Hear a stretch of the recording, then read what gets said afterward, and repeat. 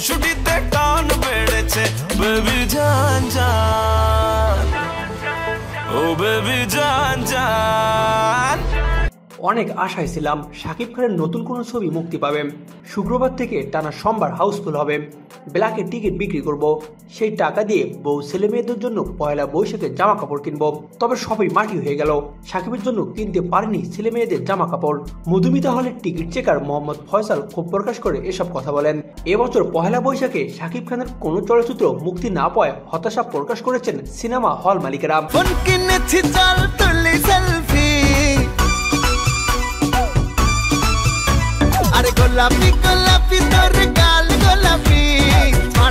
শাকিব চাইলেও নতুন ছবি মুক্তি দিতে পারতেন জানিয়ে ফয়সাল বলেন, আমরা জানি সব ছবির প্রযোজক শাকিব খান নাম, তবে তিনি যদি চাইতেন তাহলে নতুন একটা ছবি মুক্তি দিতে পারতেন।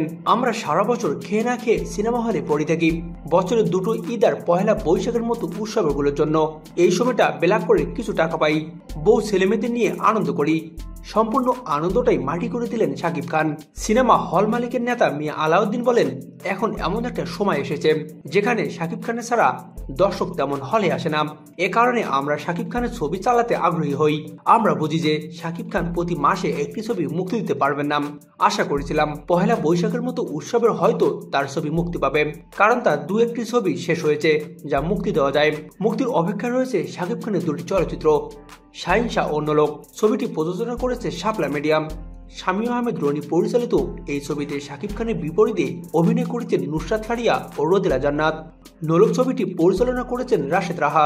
ছবিতে জুটি পেতে অভিনয় করেছেন শাকিব খান ও ববি। আমাদের চ্যানেলটি থেকে বিনোদনের সব খবর পেতে আমাদের চ্যানেলটি এখনই সাবস্ক্রাইব করে বেল বাটনে ক্লিক করুন। সেই সঙ্গে লাইক কমেন্ট শেয়ার করতেও ভুলবেন না।